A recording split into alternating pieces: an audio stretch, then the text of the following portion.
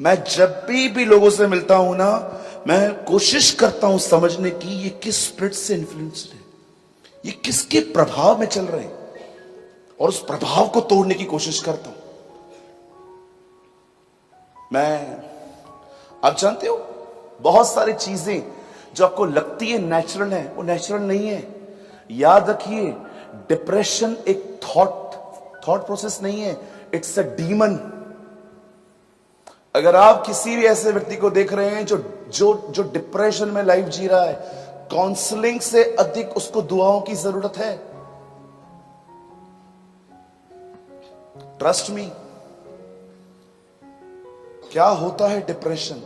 Depression की true meaning है कि आपके अंदर पॉजिटिविटी खत्म हो गई है, खत्म, डिस्ट्रॉय। कुछ नहीं दिखता, आपको लगता है नो एवरीथिंग इज गॉन, सब जाता रहा, ये वो।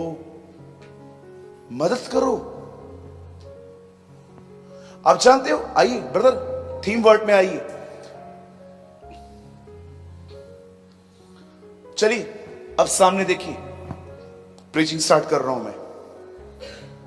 बाइबल बताती है कि परमेश्वर का एक नाम है जिसका नाम है सेनाओं का प्रभु, सेनाओं का यहोवा।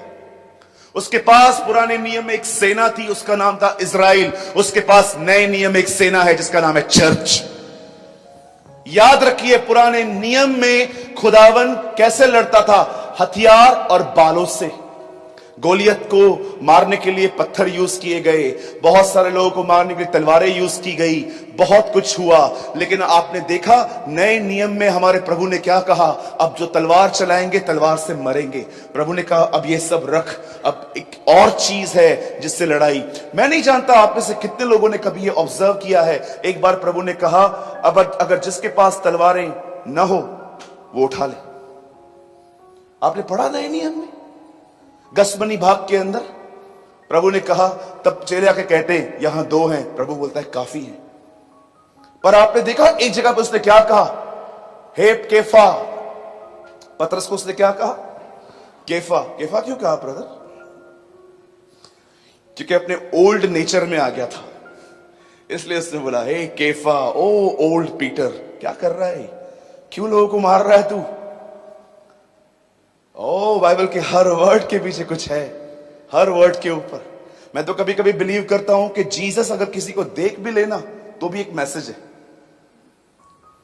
मुझे आज भी बहुत अच्छा लगता है ये वचन, लिखा है जब पतरस ने तीसरी बार कहा मैं उसे नहीं जानता, प्रभु ने उसकी तरफ देखा। हम ऐसे देखते, मुझे गुस्सा आया है। होता है ना कभी कभी, आप गुस्से में आप देखो बहुत सारे मैसेज देते हो। समझो यहां पर कोई भाई है,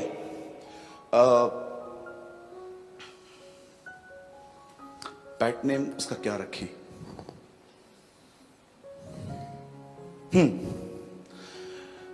समझो यहां पर एक बहन है, उसका नाम है रेबेका। बोलिए रेबेका। और आपकी मम्मी आपको रेबेका बोलती है, लेकिन कभी कभी आपको समझो वो गुस्से में आ जाती है तो क्या बोलती है? रे। रे। पूरा नाम क्यों नहीं लेते हो आंटी? गुस्से में हूं। कभी कभी मैंने देखा है कि लोग गुस्से में जब प्यार से होते हैं तो बोलते हैं बेटा जोशुआ काम कर ले, और जब गुस्से में जोश। हर चीज में एक मैसेज है। आपको क्या लगता है जब पतरस से 3 बार इनकार किया और लिखा है प्रभु ने उसकी तरफ देखा, प्रभु ने उसको कैसे देखा होगा? तीसरे दिन वापस आऊंगा, जब मैं जिलाया जाऊंगा मैं तुझसे मिलूंगा, हिसाब क्लियर करेंगे। हम लोग ऐसे करते हैं, बट मैं बिलीव करता हूं जब जीसस ने उसको देखा तो उसने गिरने के बाद उसे अपनी आंखों से उसने ऐसा कहा होगा, Peter I still love you, मैं तुझसे आज भी प्यार करता हूं। उसकी आंखों में भी संदेश है। रेवलेशन में जॉन कहता है मैंने देखा उसके बाल जो हैं वो सफेद हैं।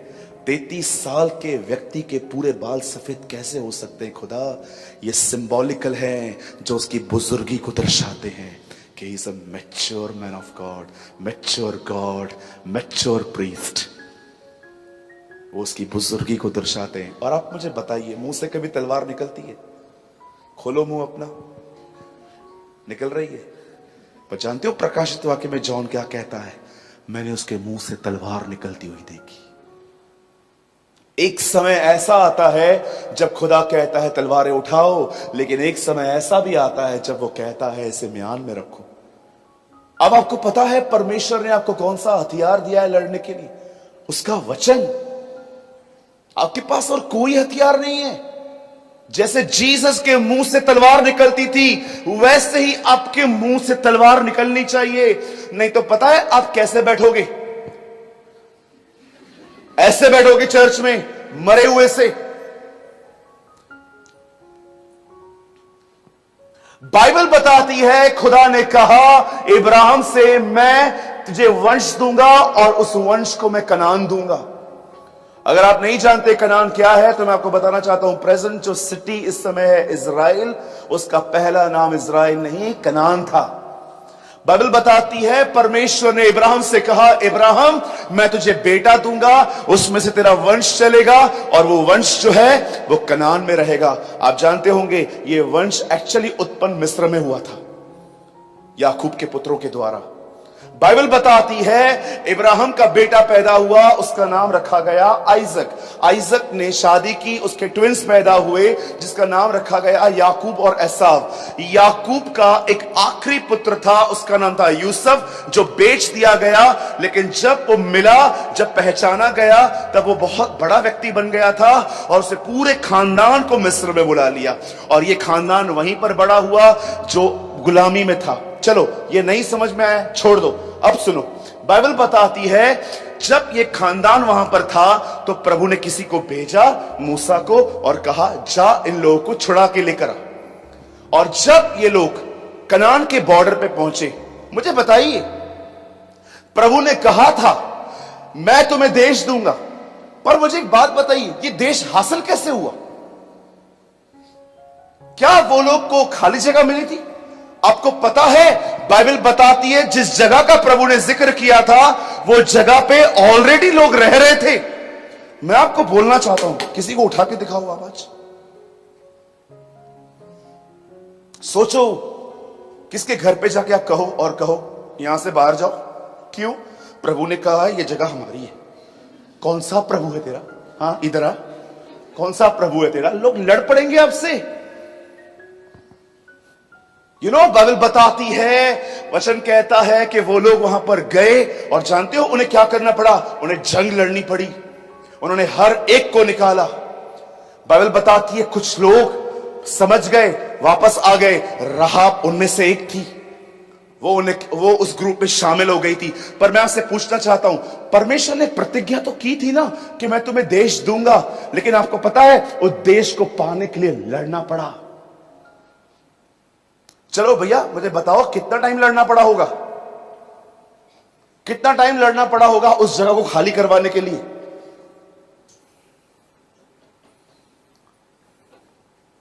How many years? 2 साल लग गए थे।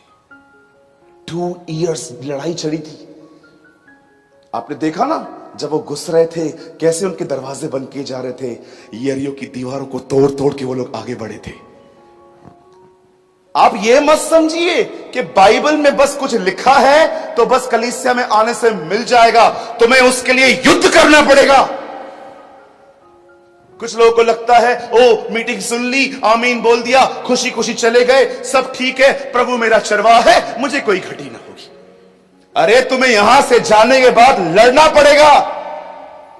बाइबल बताती है तुम आलसी न हो वरन उनका अनुसरण करो जो विश्वास और धीरज के द्वारा प्रतिज्ञाओं के वारिस होते हैं।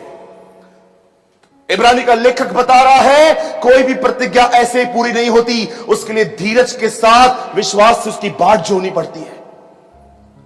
यह वचन आजकल कोई एक्सप्लेन नहीं करता, इसीलिए बेचारे लोग आते हैं, सुनते हैं, खुश होते हैं, यहां से निकलते हैं, वापस सिचुएशंस उनको घेर लेती हैं। कलाम पाक कहता है विश्वास और धीरज के द्वारा प्रतिज्ञाओं का वारिस होता है व्यक्ति।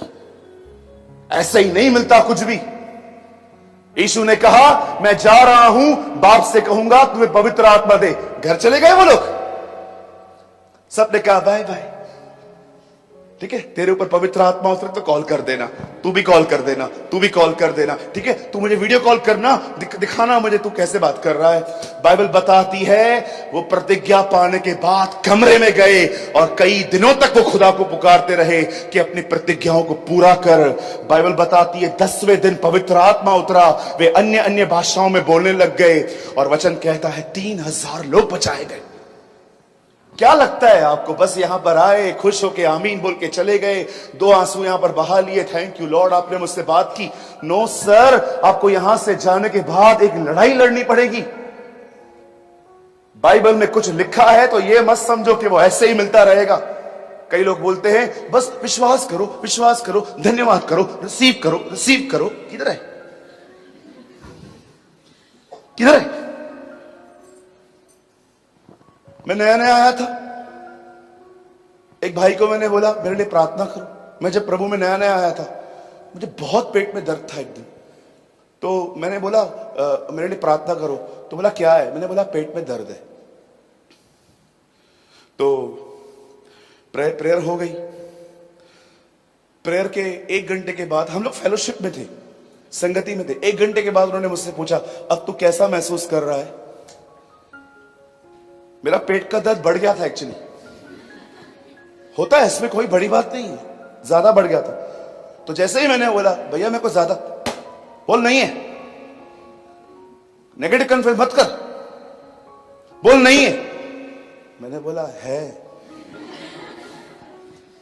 मुझे बताइए जब यीशु मसीह को यीशु ने देखा कि एक अंधा आया, यीशु ने उसके ऊपर आंख लगाया, बोला तुझे दिख रहा है? पेड़ चलते हुए दिख रहे, मत बोल, बोल मुझे दिख रहा है।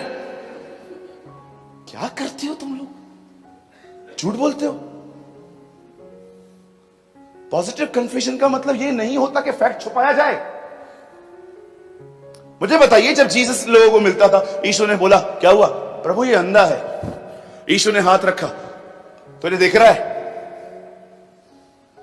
पेड़ चलते हुए दिख रहे। क्या कहा प्रभु ने? मत बोल, बोल मुझे दिख रहा है। You know he prayed twice. एक पूरी बाइबल में यही घटना है जहां पर उसने एक व्यक्ति के लिए 2 बार दुआ की। बोलता है कम, वापस उसे रखा, अब दिख रहा है? हां दिख रहा है। फेथ कभी फैक्ट को छुपाने के लिए नहीं कहता।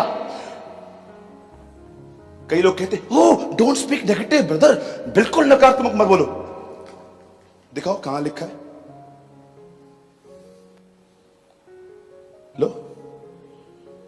लो आ जाओ, आने दो इस घटना को, कैमरा में आने दो, कोई प्रॉब्लम नहीं है। बताओ कहां लिखा?